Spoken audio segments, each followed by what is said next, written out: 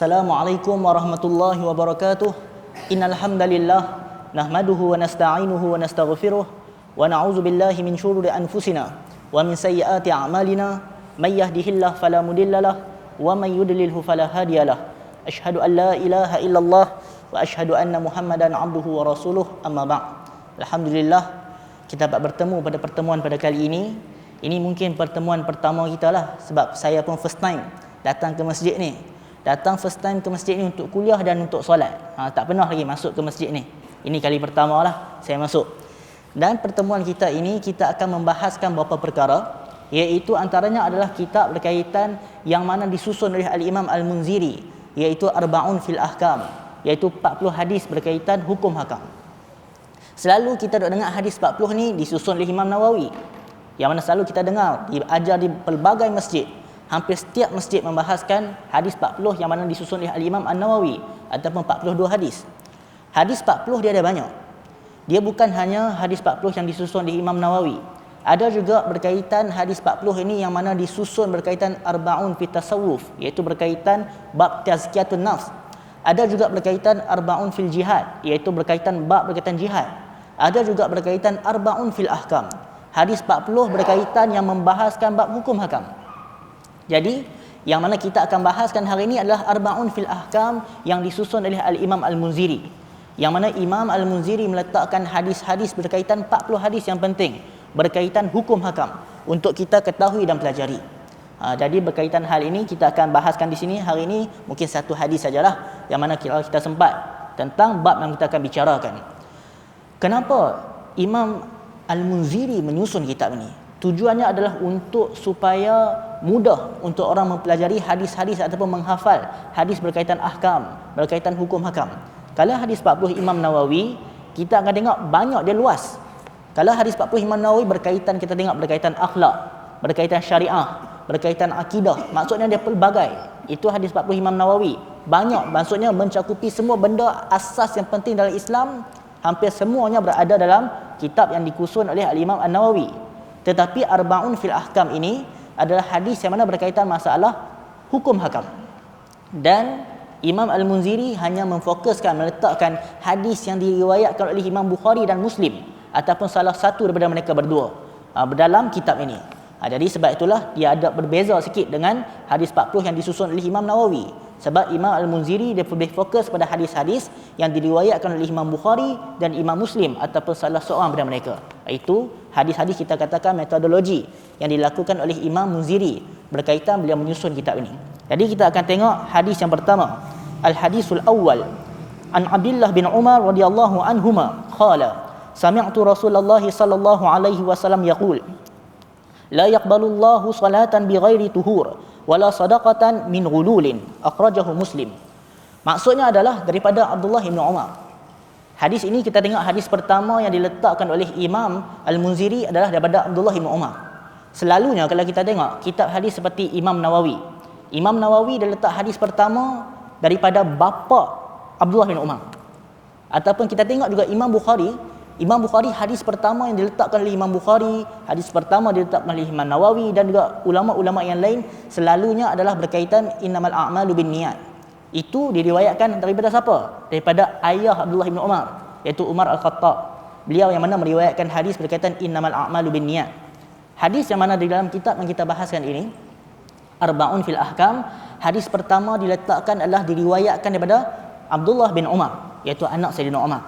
Kita tengok hadis ini yang mana sami'tu Rasulullah sallallahu alaihi wasallam yaqul, dia mengatakan bahwasanya aku mendengar Nabi sallallahu alaihi wasallam bersabda, la yaqbalullahu salatan bighairi tuhur, iaitu tidak diterima oleh Allah Subhanahu wa taala sesuatu solat itu bighairi tuhur, tanpa bersuci.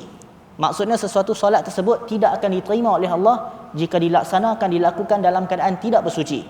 Wala sadaqatan min ghululin, iaitu dan juga Allah Subhanahu wa taala tidak menerima sedekah min ghulul, daripada harta yang haram seperti mana mencuri. Jadi hadis yang pertama diletakkan oleh Al-Imam Al-Munziri berkaitan dua benda kita dapat tengok. Dua benda yang penting dalam agama. Yang pertama tentang solat, kedua tentang harta. Kerana dalam hidup kita ni dua benda ni penting. Manusia tak lari pada dua benda. Yang pertama solat, kedua melibatkan harta. Kerana melibatkan solat, jika benda ini gagal, maka di akhirat nanti kita lebih sukar kehidupan kita di sana. Demikian berkaitan harta. Berkaitan harta juga dapat menyebabkan ramai orang muflis. Kerana ada orang yang mana mungkin dia solat, tapi bab harta mungkin dia culas sikit. Dia ambil harta daripada jalan yang tak benar. Contohnya macam mana? Kalau orang yang bekerja, mungkin dia claim benda yang dia tak buat. Contohnya, dia claim benda-benda tertentu, dia tak buat benda tersebut. Itu melibatkan bab berkaitan harta, halal dan haram. Juga melibatkan harta, mungkin dia ada ambil benda yang mana harta seseorang tanpa hak. Jadi sebab itu hadis pertama diletakkan oleh Imam Munziri berkaitan solat dan juga berkaitan harta. Kerana kedua-dua ini penting dalam kehidupan kita. Okey, kita tengok yang pertama dulu, iaitu berkaitan la yaqbalullahu salatan bighairi tuhur, iaitu Allah Subhanahu wa taala tidak menerima solat yang dilakukan dalam keadaan tidak bersuci. Di sini kita katakan nafi di sini adalah nafyu sihah, iaitu menafikan sahnya satu solat, sesuatu ibadah, iaitu solat kita katakan bighairi tuhur, jika dilakukan dalam keadaan tidak bersuci. Jadi sebab itulah penting untuk kita mengetahui tentang bab berkaitan wudu, bab berkaitan mandi, usul dan lain-lain, kerana ia melibatkan sahnya sesuatu ibadah. Kalau kita lihat kebanyakan kitab fiqh, bila mereka nak memulakan sesebuah kitab fiqh itu, mereka akan bermula dengan bab apa? Bab taharah dahulu. Bab taharah, kebanyakan kitab fiqh bila mana nak bermula akan dimulakan dengan kitab taharah. Melainkan ada jugalah beberapa kitab lain yang bermula dengan kitab salah, seperti Fathul Mu'in, tapi beliau ada bahaskan juga bab taharah di depan-depan. Tapi nak katakan kebanyakan kitab bab taharah yang dibahaskan, bab yang pertama. Kerana jika taharah kita tak betul, maka menyebabkan tidak sahnya solat. Jadi hari ini kita akan bahaskan beberapa perkara. Saya sebutkan dulu benda kita akan bahaskan. Pertama, hukum orang yang mendirikan solat dalam keadaan dia tidak bersuci, tanpa wudu. Itu yang pertama. Yang kedua, kalau kita solat kemudian imam tak berwudu, kata kalau kita solat, kita tak tahu imam wudu atau tak. Last kali baru lepas solat baru kita tahu lah imam ni tak ambil wudu rupanya. Jadi macam mana solat kita? Makmum, adakah kita wajib untuk solat lagi sekali ke macam mana? Itu benda kedua yang mana kita akan bahaskan. Kemudian yang ketiga, berkaitan orang yang mana dalam keadaan dia tidak bersuci, iaitu dalam keadaan junub. Boleh tak kalau orang berjunub ni dia keluar rumah, dia pergi ke suk, ke pasar, dia pergi ke jalan-jalan di mana ke, boleh atau tidak berkaitan hal tersebut? Seterusnya benda kita bahaskan berkaitan sekiranya orang yang mana dia menghadapi was-was ketika mana setelah mana buang air, iaitu waktu solat dia rasa macam seolah-olah ada titisan ataupun rasa macam keluar sikit air kencing. Hakikatnya itu was-was saja. Jadi macam mana, apa solusinya? Sebab berkaitan, kita katakan orang yang mana was-was keluar sikit air kencing ni, sama ada keluar atau tidak, itu bukan berlaku zaman kita saja, berlaku pada zaman salafus soleh pun ada juga berkaitan hal tersebut. Sekali kita akan sebut riwayat-riwayat berkaitan hal tersebut. Okey, sekarang kita pergi yang pertama, iaitu Allah Subhanahu wa taala tidak menerima solat yang mana dilakukan bi ghairi tuhur, dalam keadaan tidak bersuci. Sebab itu berwudu merupakan perkara yang penting dalam kehidupan kita. Bila mana kita nak mendirikan solat, kita diwajibkan berwudu untuk mana kalau kita nak mendirikan solat. Tetapi kalau kita nak pergi tempat lain, maka itu tidak diwajibkanlah untuk kita berwudu. Tapi kalau kita nak solat, diwajibkan berwudu. Kita tengok hadis-hadis yang mana menyebutkan tentang kelebihan yang ada pada wudu ni. Bila kita melakukan ibadah, kita kena tahu bukan sahaja kita mendapat pahala, tapi kita juga akan mendapat keampunan Allah dalam keadaan ibadah tertentu. Contohnya dalam wudu ni kita akan tengok hadis yang mana Nabi SAW menyebutkan yamhullah biha khataya, iaitu Allah Subhanahu wa taala akan mengampunkan orang yang mana mengambil wuduk dalam keadaan apa? Dalam keadaan mana dia ambil wuduk dalam keadaan yang sukar. Bila mana dia ambil wuduk dalam keadaan yang mana kita katakan ada masyaqqah, kesulitan tertentu. Contohnya Nabi SAW menyebutkan isbarul wudu alal makarih, iaitu orang yang mana dia menyempurnakan wudu alal makarih, dalam keadaan yang mana dia tak sukai sangat. Maksudnya dalam keadaan dia ada masyaqqah, kesulitan. Contohnya, kadang-kadang mungkin ada orang yang mana dia nak ambil wuduk, contoh dia pergi camping kan, masuk hutan, dia nak ambil wuduk rasa sejuk sangat. Dia nak ambil, nak sapu tangan ke apa, dia rasa sejuk. Bukanlah sejuk yang derita sampai habis tangan tak boleh gerak. Kalau itu sampai menyebabkan mudarat, dia ada alternatif lain untuk buat. Ini kita katakan dia sejuk tapi taklah mudaratkan, tapi kita fahamlah sejuk.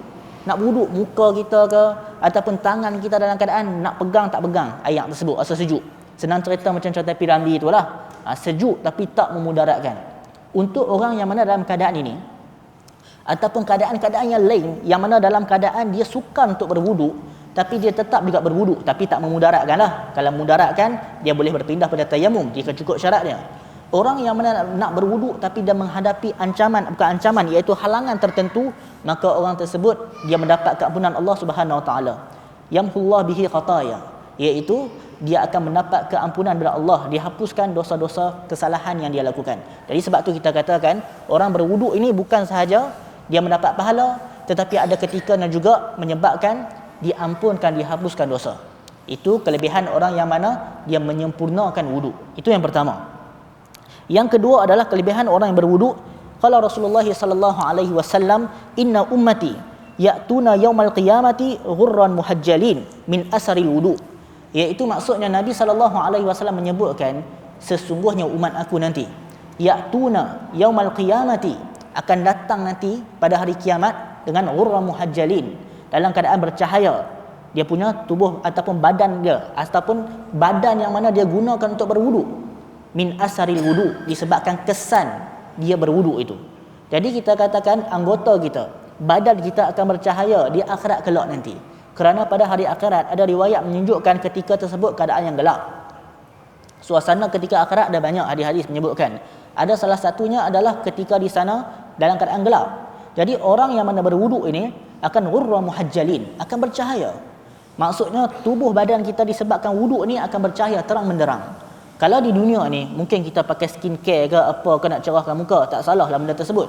Tapi di akhirat nanti disebabkan asbab kita berwuduk di dunia ni menyebabkan wajah kita akan bercahaya di akhirat kelak. Jadi sebab itulah banyak benda yang mana jika kita melakukan ibadah tersebut di dunia, di akhirat nanti kita akan mendapat manfaatnya jika Allah menerima ibadah kita. Sebab tu macam kita selalu sebut ke berkaitan kelebihan orang yang mana menjadi muazzin ke, kelebihan menjadi imam ke, dia ada kelebihan tertentu. Contoh muazzin. Muazzin di akhirat nanti ada hadis menyebutkan dia punya aqnaq, iaitu dia punya leher dia, tengkok dia nanti akan panjang di akhirat. Banyaklah pemahaman berkaitan hadis tersebut. Adakah dapat difahami secara literal ataupun perlu difahami dengan maksud yang lain. Tapi nak katakan maksudnya kelebihan-kelebihan ibadah yang kita lakukan kat dunia, nanti kat akhirat ada kelebihan yang lain kita akan nampak. Contohnya macam muazzin tadi, akan panjang dia punya leher ataupun tengkok dia ini. Banyaklah maksud dia. Sebab di dunia ni muazzin dia azan banyak benda yang dengar. Manusia ramai dengar. Kadang-kadang kita nak terbangun daripada tidur pun dengar suara muazzin. Kita nak tahu masuk waktu solat dalam keadaan kita pun kita dengar suara azan muazzin. Jadi sebabnya banyak manfaat ataupun banyak kelebihan jasa dia.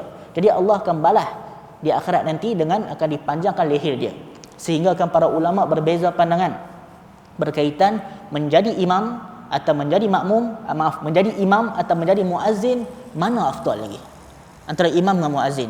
Sehingga ada mengatakan yang menjadi lebih afdal muazzin. Hujah-hujah tertentu adalah diberikan. Kemudian ada pula mengatakan imam yang lebih afdal ataupun berbanding pada muazzin, kerana Nabi SAW dalam kehidupan baginda banyak menjadi imam berbanding menjadi muazzin. Sehingga ulama khilaf, baginda pernah tak jadi muazzin sepanjang kehidupan baginda. Kerana ada riwayat, satu riwayat dikatakan baginda pernah menjadi muazzin, tapi riwayat itu diperbahas, dikritik oleh para ulama lah berkaitan sanad dia.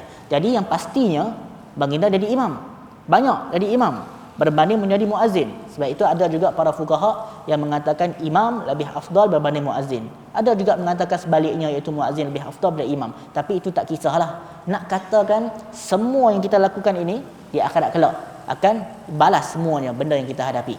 Sebab itu Nabi SAW menyebutkan kelebihan yang mana kita sebutkan tadi. Sebelum tu, last sekali saya buka sesi soal jawab. Kalau tuan-tuan dan puan-puan ada soalan, bolehlah untuk tanya last sekali. Lagi kalau ada soalan kemusykilan ke, mungkin ada tak faham ke, ataupun ada persoalan yang mana nak diajukan, boleh tanya last sekali nanti, insya-Allah. Seterusnya, kita sebutkan yang seterusnya adalah berkaitan kalau orang yang mana dia mendirikan solat tanpa wudu. Macam mana hukum dia? Hadis tadi menyebutkan Allah Subhanahu Wa Taala tak terima solat bi ghairi tuhur, yang dilakukan dalam keadaan dia tidak bersuci. Ya, orang yang mana kita nak katakan ni, katakanlah ada orang dia solat tanpa wudu, maka macam mana hukum dia? Dia ada dua keadaan. Keadaan pertama, dia solat dalam keadaan tanpa wudu itu sengaja. Yang kedua adalah sebab apa? Yang kedua, dia sengaja dan dia hendak bermain-main. Ada dua hukum, saya sebutkan dua keadaan situasi, dua hukum berbeza. Situasi pertama, dia dengan sengaja. Yang kedua, dia sengaja dan dia bermain-main. Ini dua keadaan yang berbeza. Hukum untuk orang pertama ini. Untuk orang yang pertama ini, dia telah melakukan dosa. Jika dia solat dalam keadaan tanpa wuduk dengan sengaja, dia tahu benda tu tak boleh. Bahkan Al-Imam An-Nawawi mengatakan dia telah melakukan maksiatan azimah, iaitu dia telah melakukan satu maksiat kederhakaan yang besar untuk orang yang saja solat dalam keadaan tanpa wuduk dengan sengaja. Dia tahu tak boleh, tapi dia buat juga. Maka dia masih lagi dikira sebagai orang Muslim, tetapi dia mendapat dosa yang besar. Maksiat sebab dia melakukan maksiat kederhakaan kepada Allah yang mana azimah, yang besar. Kerana Allah perintahkan suruh wuduk. Iza qumtum ila salah. Allah sebut bila mana kamu bangun berdiri untuk mendirikan solat, menunaikan solat, faqsilu wujuhakum, basuhlah wajah kamu, iaitu dalil berkata wuduk. Allah perintahkan wuduk, tapi dia saja tak mengambil wuduk. Maka dia telah melakukan maksiat yang besar menurut Al-Imam An-Nawawi.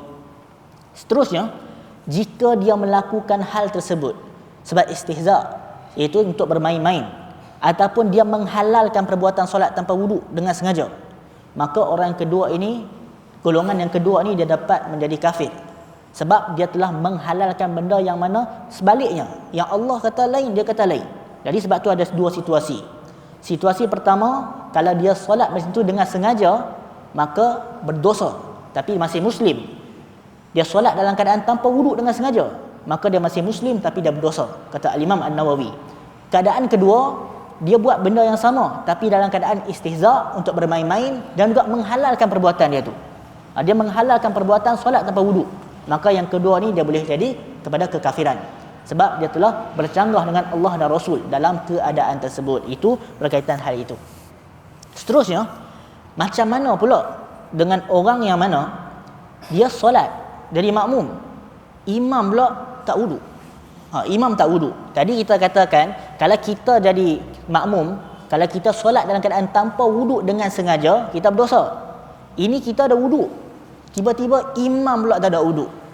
Imam tak ada wuduk. Imam dia solat, mungkin dia terlupa nak ambil wuduk ke apa ke, tak tahulah, wallahu alam. Tapi imam dalam keadaan tanpa wuduk, ataupun imam terlupa mandi junub, maka bagaimana hukum hakam berkaitan hal tersebut? Bila makmum solat di belakang, adakah makmum kena qada atau sebaliknya? Disebutkan oleh Al-Imam An-Nawawi dalam kitab Radhatul Talibin, law iqtada biman zannahu, siapa yang mana dia mengikut imam, yang mana dia zannahu, dia berat sangkaan dia imam tersebut mutatahhir, imam yang suci, imam yang berwuduk. Memang kita kalau solat, memang kita sangka baiklah imam dalam keadaan dia suci. Kita tak perlu pun tanya imam dah ambil wuduk lah, tak perlu tanya benda tersebut, sebab kita dah tahu dah sangka baik. Imam Nawawi kata, kalau kita ikut imam yang mana kita zan, berat sangkaan bahawasanya imam tersebut mutatahhir, imam itu adalah imam yang suci, berwuduk, kemudian fabana ba'da salati, kemudian lepas solat baru tahu bahawasanya imam tersebut muhdisan, imam tersebut berhadas, au junuban, atau imam tersebut dalam keadaan berjunub, kata Al-Imam An-Nawawi, fala qada'a 'alal ma'mum, maka tidak diwajibkan qada ke atas makmum tersebut. Jadi kalau kita solat duduk belakang, imam kita tak tahu pun dia tak ada wuduk, kita sangka baik, contoh kita main solat, kita sangka baik imam tersebut dia ada wuduk, tiba-tiba last kali baru kita tahu imam tak ada wuduk rupanya, maka kata Imam An-Nawawi, fala qada'a 'alal ma'mum, maka tidak ada kewajipan, maksudnya tidak diwajibkan bagi makmum untuk qada balik solat tersebut. Jadi sebab itu adalah problem imam, masalah dia dengan Allah Subhanahu Wa Taala. Kita bila mana kita dah sangka baik, kita dah zon, ghalabatu zon, dah berat sangkaan dah asal awalnya, kita solat, kita ikut dia, kita dah berat sangkaan dia berwuduk, tiba-tiba last kali baru tahu dia ni tak wuduk sebenarnya, maka itu kita katakan solat kita sah dalam ketika itu. Kita tak diwajibkan untuk qada dalam ketika hal tersebut.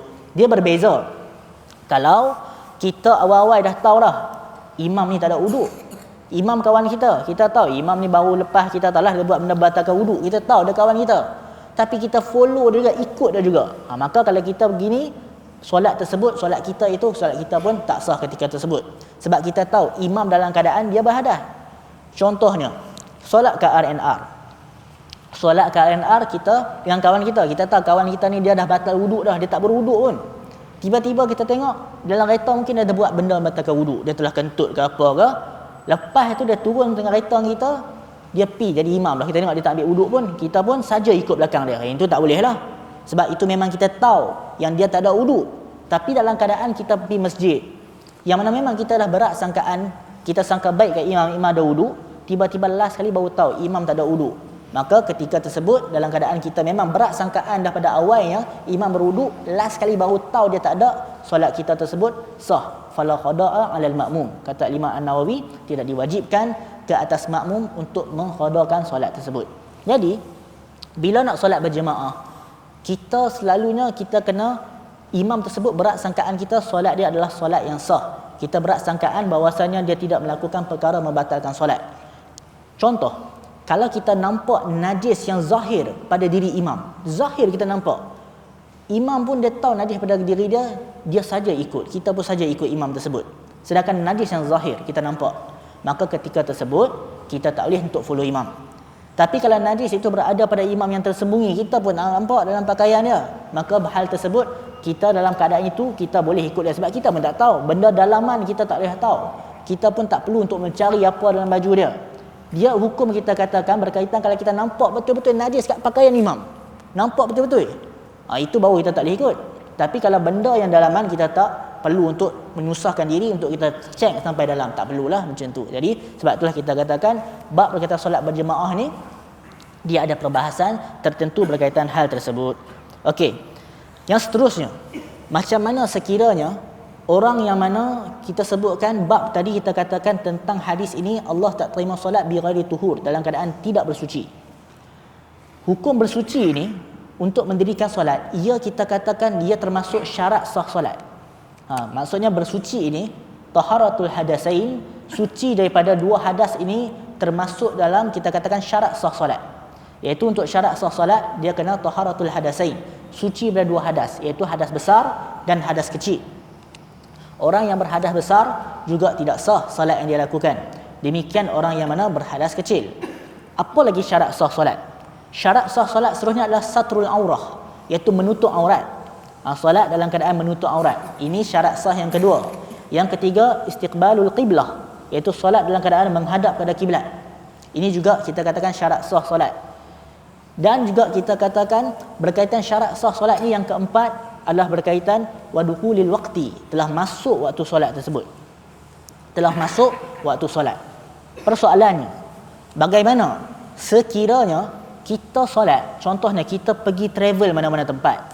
Kalau duduk kat Penang ni, kat mana-mana tempat, kita tahulah waktu masuk macam mana. Ada dekat, semua ada, kita dapat tahu masjid akan azan. Kata kita pergi satu tempat, pergi travel masuk hutan ke, camping mana-mana ke, kita tak tahu waktu masuk ke tak dalam keadaan tersebut. Bila dalam keadaan tersebut, kita pun ijtihad. Ijtihad maksud kita carilah waktu solat masuk macam mana. Kita ijtihad carilah macam mana pun keupayaan kita, kita pun solat. Lepas kita solat, baru kita tahu lah solat 5 minit awal. Contoh Zuhur, Zuhur katakanlah masuk 1:30, kita solat tadi 1:25, awal 5 minit. Maka bagaimana solat kita tersebut? Jawapan dia berkaitan hal tersebut, berkaitan solat kita tadi. Jika kita solat di awal waktu, setelah kita dah ijtihad lah, duk ijtihad, bukan awal waktu, sebelum waktu lebih tepatnya. Kita solat sebelum waktu, kita duk ijtihad bila waktu masuk ni. Tengok-tengok, kita masuk solat sebelum masuk waktu, baru tahu lepas tu. Maka dalam keadaan itu, solat yang kita lakukan tadi, dia menjadi dua. Jika sebelum-sebelum ni, kita pernah ada tertinggal solat zuhur, kita tertinggal solat zuhur, maka solat yang kita lakukan sebelum masuk waktu tadi itu, dia menjadi qada waktu zuhur yang dulu-dulu. Sebab kita tahu dalam hadis memang ada berkaitan qada disebabkan tidur. Kita kena tahu dalam hadis memang ada berkaitan qada disebabkan tidur, memang ada riwayat berkaitan tersebut. Kerana Rasulullah menyebutkan man nama, siapa yang tertidur, falyusalliha iza zakaraha, hendaklah dia solat bila dia ingat. Jadi kita kena ketahui qada disebabkan tertidur, memang ada riwayat berkaitan hal tersebut. Contohnya dia solat sebelum waktu tadi, maka solat dia buat tadi itu 4 rakaat itu menjadi qada jika dia tertinggal solat-solat zuhur sebelum ni. Kalau dia ada tertidur sebelum ni waktu zuhur, itu menjadi qada yang lama. Kalau dia tak ada qada, jadi dia istiqamah solat, dia tak tidur pun waktu zuhur selalu, maka solat itu menjadi solat sunat mutlak. Solat yang dia lakukan sebelum masuk waktu tadi tu menjadi solat sunat mutlak. Maka dia kena solat lain lah. Sebab apa? Dia solat dia sebelum masuk waktu. Kerana syarat kita katakan untuk mendirikan solat hendaklah ba'da dukulil waqti, iaitu setelah masuk waktu. Jadi sebab itulah kalau dia solat sebelum waktu, sebab dia tak tahu, dia ijtihad. Dia ijtihad bila waktu masuk ni. Dia pun tengok matahari semua, dia buka lah app dia. Lihat tengok, dia tersilap tersolat awal waktu. Maka solat yang tersilap di sebelum waktu, awal waktu, sebelum waktu tadi, kita katakan itu menjadi solat sunat mutlak. Dia kena solat lagi sekali lah, sebab solat yang tadi tu sebelum waktu. Jadi sebab itulah syarat sah solat kita sebutkan. Yang pertama, taharatul hadasain, suci dari dua hadas, hadas besar dan hadas kecil. Yang kedua adalah berkaitan satrul aurah, menutup aurat. Ketiga, istiqbalul qiblah, menghadap kiblat. Dan keempat adalah ba'da ma'rifati dukhulil waqti, iaitu kita mengetahui bilanya masuknya waktu. Jadi sebab itulah ini antara syarat sah untuk mendirikan solat. Okey, yang seterusnya berkaitan orang berjunub. Orang yang berjunub dia tak suci ni, dia keluar rumah. Boleh tak orang yang mana berjunub dia keluar rumah, dia pergi pasar ke, dia pergi mana ke, supermarket ke, adakah diharamkan ataupun tidak? Itu persoalannya. Adakah diharamkan ataupun tidak dalam keadaan ini? Kita kena ketahui Imam Bukhari ada meletakkan satu bab dalam Sahih Bukhari, iaitu babul junub yakhruju wa yamshi fi suq wa ghairihi. Iaitu Imam Bukhari letak satu bab dalam Sahih Bukhari, bab berkaitan orang berjunub, dia buat apa? Yakhruj wa yamshi fi suqi wa ghairihi. Dia keluar, dia berjalan pergi ke pasar dan selain pasar. Ini bab yang diletakkan oleh Imam Bukhari. Letak bab tersebut. Sebab kita tahu Imam Bukhari ini fiqh Bukhari fi tarajumihi. Fiqh Imam Bukhari ini selalunya diambil pada turjamatul bab dia, bab Imam Bukhari. Jadi itu bab Imam Bukhari letak, bab berkaitan orang berjunub, dia yakhruj wa yamshi, dia keluar dan berjalan pergi ke pasar wa ghairihi dan selain pasar. Jadi kemudian lepas Imam Bukhari letak bab ini di dalam kitab Irsyadus Sari oleh Al-Qastalani. Al-Qastalani salah seorang ulama hadis yang mensyarahkan Sahih Bukhari. Apa kata Al-Qastalani lepas dia nampak bab yang diletakkan oleh Imam Bukhari? Beliau mengatakan yajuzu lahu zalika indal jumhur. Maksudnya boleh untuk orang yang mana berjunub ini dia keluar daripada rumah dia indal jumhur, di sisi majoriti ulama. Kemudian lepas tu Al-Qastalani letaklah pandangan yang bersalahan ataupun berbeza dengan jumhur. Jadi menurut majoriti ulama, orang yang berjunub dia boleh keluar daripada rumah. Dia boleh keluar rumah dia, tapi yang lebih baiknya dia mandilah. Sebab nanti kalau jumpa masjid pun boleh solat terus. Tapi kita katakan kalau orang yang berjunub dia keluar pada rumah, maka kalau dia dalam keadaan tidak mandi lagi, adakah berdosa? Tidak. Lepas Imam Bukhari letak bab itu, bab orang berjunub keluar dan pergi ke pasar, Imam Bukhari letak hadis. Berkaitan apa hadis yang mana diletakkan oleh Imam Al-Bukhari? Iaitu berkaitan kana yatufu ala nisaihi, iaitu Nabi SAW pernah yatufu ala nisaihi, pernah dalam satu malam fi lailati wahidah, dalam satu malam baginda pernah yatufu, pernah pergi ke semua rumah isteri baginda dalam satu malam. Maksudnya dalam satu malam baginda pergi ke rumah isteri baginda. Dalam riwayat Bukhari diletakkan ketika itu isteri baginda ada 9. Isteri baginda ada 9. Baginda yatufu ala nisaihi, pergi kat semua rumah isteri baginda dalam satu malam. Dalam syarah-syarah pada Sahih Bukhari disebutkan juga bahawasanya wahuwa junubun, dalam keadaan baginda sedang berjunub. Jadi nak menunjukkan apa? Imam Bukhari letak hadis ataupun letak bab atas dia, orang berjunub yakhruj wa yamshi, boleh keluar dan boleh berjalan pergi ke pasar dan selainnya. Hadis Imam Bukhari letak bawah tu, baginda Nabi SAW yatufu ala nisaihi, pergi kepada 9 rumah isteri baginda pada filailatil wahidah, pada satu malam. Maksudnya nak menunjukkan bolehlah kalau dalam keadaan berjunub keluar rumah, sebab baginda pergi ke rumah isteri baginda yang lain dalam keadaan satu malam. Jadi nak menunjukkan bahawasanya kalau orang yang berjunub tidak diharamkan dia nak keluar daripada rumah dia dalam keadaan tersebut. Tetapi dalam keadaan tersebut, kalau dia mandi siap-siap sebelum keluar, itu lebih baik. Sebab kalau singgah ke masjid ke apa ke, boleh terus singgah ke masjid untuk mendirikan solat. Kerana Nabi SAW kita kena ketahui, bukannya baginda melakukan ataupun keluar ke rumah isteri baginda 9 terus rentak tu buat tiap hari, bukan itu. Kerana kita ketahui baginda selalu dalam keadaan bersuci. Dalam keadaan lain baginda selalu bersuci. Baginda dalam keadaan berwudu. Sebab itu Rasulullah selalu dalam keadaan berzikir ataupun membaca Al-Quran. Jangan kita anggap hadis ni nak menunjukkan Rasulullah sentiasalah keluar dalam keadaan berjunub. Bukan. Rasulullah dalam banyak hadis menunjukkan baginda selalu dalam keadaan berwudu, baginda selalu memuji Allah, menyebut nama Allah. Jadi sebab tu kita ingat hadis ni bukan menunjukkan selalu tiap malam, bukan. Tapi dalam keadaan ini sahaja disebutkan. Bukanlah dalam keadaan selalu melakukan perkara tersebut. Jadi kesimpulannya, kalau orang yang mana dalam keadaan berjunub, dia keluar rumah dia, pergi supermarket ke, pergi mana ke, maka itu bukanlah perkara diharamkan. Tambahan pula kalau ada hajat keperluan. Contohnya, nak pergi kedai beli barang apa-apa ke, nak beli barang yang penting ke dalam keadaan berjunub, maka kalau dia pergi, itu bukanlah satu dosa kalau dia keluar daripada rumah. Itu keadaan kita katakan. Menjadi wajib untuk dia mandi bila mana dia nak mendirikan solat. Kalau dia nak mendirikan solat, maka wajib untuk dia untuk mandi. Sebab tu mandi junub ni juga disebutkan juga, kita sebutkan mandi wajib. Sebab dia diwajibkan mandi bila mana untuk mendirikan solat. Kalau dia mendirikan solat dalam keadaan yang mana masih berjunub dengan keadaan sengaja, dia berdosa. Itu yang kita sebut tadi. Imam Nawawi kata apa? Maksiatan azimatan. Maksiat yang besar untuk orang yang mana dia dalam keadaan berjunub saja-saja solat. Dia melakukan satu maksiat yang besar. Sebab itu kita katakan ibadah tu perlu ilmu, perlu knowledge. Kadang-kadang mungkin kita dah buat ibadah dah, tapi cara kita buat tak berapa tepat.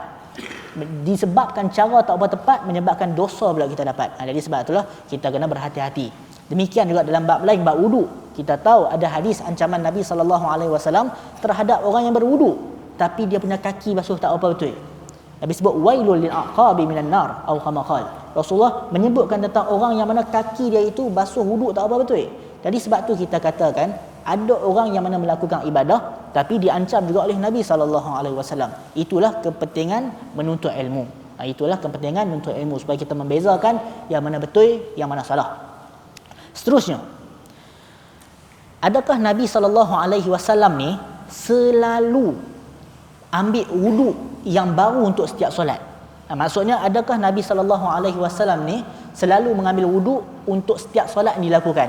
Ataupun boleh tak kalau wudu kita maghrib ni, sekarang maghrib, boleh tak wudu kita maghrib ni untuk guna untuk solat isyak? Berkaitan hal ini, kalau kita tengok dalam hadis yang mana Nabi SAW berkaitan hukum ini, kana Nabi SAW yatawadda inda kulli salah. Yang pertama, hadis yang pertama dia ada berapa hadis? Saya ringkaskan ada 2 hadis. Hadis pertama disebutkan Nabi SAW yatawadda inda kulli salah, akan berwudu pada setiap kali baginda untuk mendirikan satu solat. Maksudnya setiap kali nak masuk waktu baru, Rasulullah akan ambil wudu yang baru. Ini hadis pertama. Dia ada berapa hadis lagi? Kita jangan tengok satu hadis ni saja. Jadi berdasarkan hadis pertama, kita dapat katakan Nabi SAW ni untuk setiap solat, kebiasaannya ataupun ghalibnya, selalunya baginda akan ambil wudu yang baru untuk setiap solat. Ini hadis pertama. Hadis kedua pula diriwayatkan pada Yaumul Fathi. Rasulullah SAW pernah mendirikan solat, maksudnya mendirikan beberapa solat bi wudu'i wahid, iaitu dengan sekali saja ataupun satu wudu Rasulullah pernah guna untuk beberapa solat. Ada riwayat yang mana menunjukkan baginda Nabi SAW menggunakan satu wudu tapi digunakan untuk beberapa solat. Jadi macam mana kita nak faham kedua-dua hadis ni? Hadis pertama, kita katakan secara zahir hadis tu, kata Ibnu Hajar Asqalani, zahir hadis seolah-olah menunjukkan adat kebiasaan Nabi, selalunya Rasulullah akan setiap kali nak solat baginda akan ambil wudu yang baru. Itu adat kebiasaannya ataupun rutin. Tetapi hadis yang kedua ni, kata Ibnu Hajar, kita dapat fahami bahawasanya bukan setiap kali solat baginda akan ambil wudu yang baru, tapi ghalib tu dapat kita fahami kebiasaannya, kebanyakannya, kebiasaan amalan Rasulullah bila nak solat baginda akan ambil wudu yang baru. Itu kebiasaan, bukan pada semua keadaan, tapi kebiasaan. Sebab ada riwayat juga menyebutkan pada Yaumul Fathi ini baginda pernah satu wudu tetapi menggunakan untuk solat-solat yang lain. Itu kata Ibnu Hajar. Ibnu Hajar mengatakan ghalib.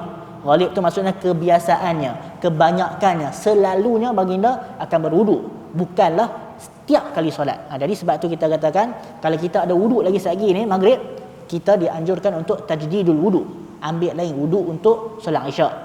Contohnya wudu kita untuk solat maghrib ni sah kalau kita solat isyak sekali pun.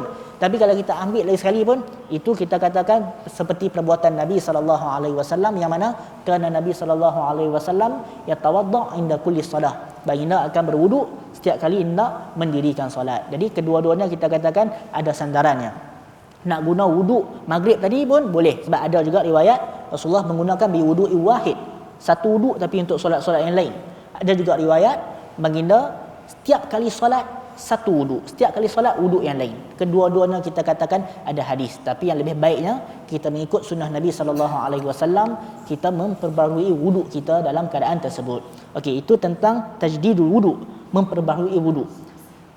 Tetapi ada satu pandangan yang terpencil. Maksudnya ini pandangan, kita katakan ini bukan pandangan jumhur, ini pandangan yang terpencil, iaitu disebutkan bahawasanya salah seorang ulama yang mensyarahkan Sahih Bukhari, iaitu namanya Ibnu Battal.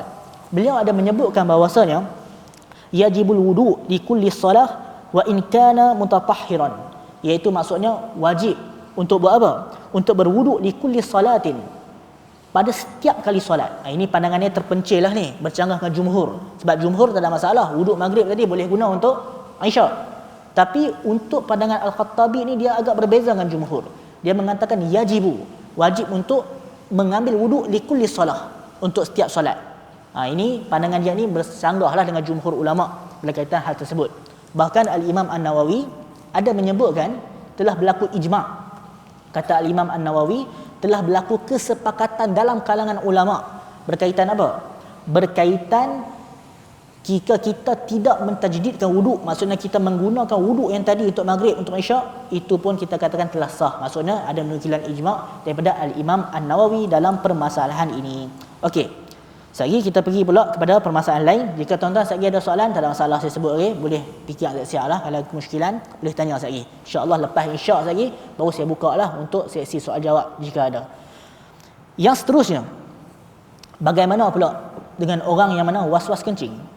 Dia berkaitan, dia was-was tentang dia pergi buang air kecil. Lepas dia buang air kecil, dia rasa macam was-was. Bila mana dia nak solat, dia rasa macam keluar kan tak keluar ni air kencing ni. Dia rasa was-was macam tu.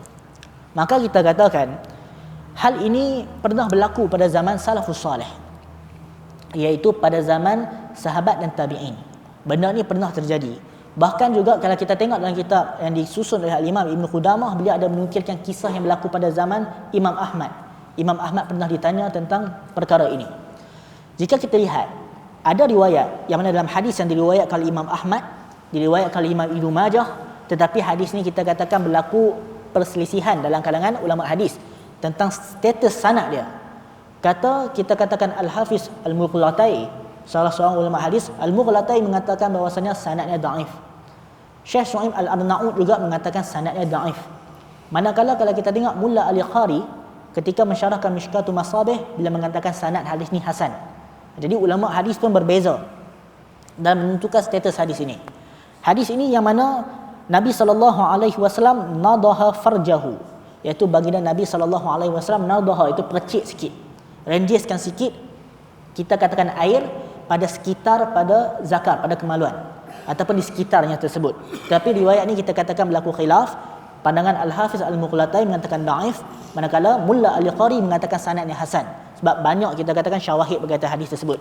Jadi ada riwayat menunjukkan Nabi SAW nadaha farjahu, iaitu macam renjis, percik sikit pada kawasan kemaluan, pada kawasan farjahu. Bila disebutkan farash di sini, bila kita tengok dalam kitab-kitab ulama, bila sebut farash, jangan kita faham tentang kemaluan wanita saja, tak. Ada kalanya, ada ketika farash juga dapat difahami sebagai kemaluan lelaki. Itu sebab tu kita jangan faham secara literal. Okey, berdasarkan hadis ni, kita akan lihat amalan salafus soleh.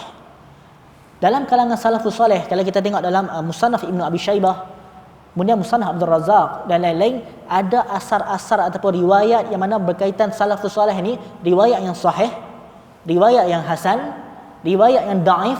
Kalau kita kumpulkan riwayat yang sahih, yang hasan, yang dhaif, kita akan tengok benda ini memang ada dilakukan oleh salaf, dan nasihat salaf ada berkaitan hal ini, iaitu berkaitan sekiranya bab berkaitan orang yang mana dia mungkin ada rasa sikit bagaimana air kencing dia keluar, maka mereka akan bagi nasihat. Kita dengar apa yang mana disebutkan oleh para salaf berkaitan hal ini. Jika kita lihat di dalam Musannaf Abdul Razak, iaitu disebutkan tentang Muhammad bin Ka'ab. Muhammad bin Ka'ab ni beliau ditanya tentang orang yang mana ada masalah ni lah, masalah tentang dia rasa macam air kencing keluar. Jadi Muhammad bin Ka'ab pun dia bagi nasihat yang macam kita katakan tadi, supaya buat apa? supaya direnjiskan, nadaha farjahu, direnjiskan sikit pada farjahu, pada kemaluan tersebut. Ada juga nasihat salaf direnjiskan pada izar. Izar tu pakaian. Kalau pada faraj, pada kemaluan dia. Tapi kalau izar, direnjiskan pada pakaian. Muhammad bin Ka'ab memberi nasihat agar direnjiskan sikit pada kemaluan dia. Kemudian Muhammad bin Ka'ab mengatakan, sekiranya dalam keadaan dia tengah solat ke, dia rasa macam basah sikit. Bila kita renjis memang rasa basah sikit kan. Bila rasa basah sikit ataupun was-was dalam ketika itu, ingatlah bahawasanya huwa minal ma'il lazi nadahtu. Kita ingat dalam jiwa kita, itu daripada air yang mana nadahtu, yang aku renjiskan tadi. Kalau kita tengah solat, kita rasa was-was, keluar ke belum lagi ni? Maka kata Muhammad bin Ka'ab, ingat balik bahawasanya huwa minal ma'il lazi nadahtu. Itu adalah daripada air yang mana aku renjiskan tadi. Sisa itu. Sebab kalau kita duk layan lagi perasaan kita was-was, keluar ke tak keluar tadi tu, kita tak boleh solat. Maksudnya nak solat sukar. Setiap kali solat je kita nak tanya, macam mana ni? Tadi aku solat tadi sah ke tak ni? Duk fikir, betul ke keluar ayat kencing ni? Jadi sebab itulah para salaf memberi nasihat berkaitan hal tersebut.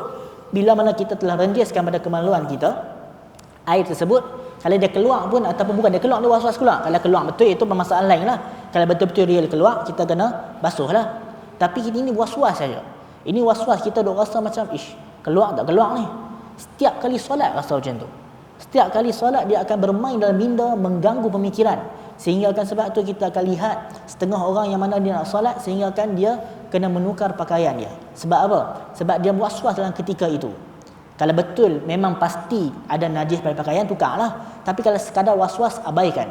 Jadi sebab itulah bila mana setelah kita telah renjiskan, kemudian masih lagi rasa was-was, ingatlah kata tadi, itu merupakan benda yang mana, air yang mana kita nadah tu, yang mana kita renjiskan tadi. Maka kita akan rasa senang sikit, selamat sikit untuk mendirikan solat.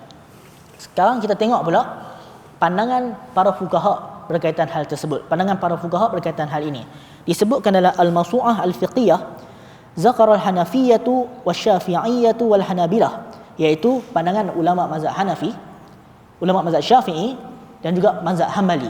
Mereka mengatakan apa? Annahu iza faragha minal istinja'i bil ma'i ustuhibba lahu ayan daha farjahu.